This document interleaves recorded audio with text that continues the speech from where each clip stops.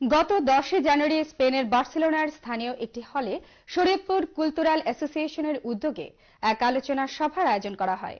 Shariatpur cultural অ্যাসোসিয়েশনের সভাপতি হাজী মোহাম্মদ সুলতান হুসাইনের সভাপতিত্বে ও যুগ্ম সাধারণ সম্পাদক হিরণ গোড়াপির পরিচালনায় সভায় বার্সেলোনার বিভিন্ন সামাজিক রাজনৈতিক নেতৃবৃন্দ উপস্থিত ছিলেন। এতে বক্তব্য রাখেন মোহাম্মদ জাকির হোসেন খান, এস.এম.এ তাহের, কাজী রেজাউল হক রেজা, মোহাম্মদ শামীম, মোহাম্মদ রাজীব, মোহাম্মদ রুবেল খান, মোহাম্মদ শরীফ কাজী, মোহাম্মদ সুহাগ প্রমুখ।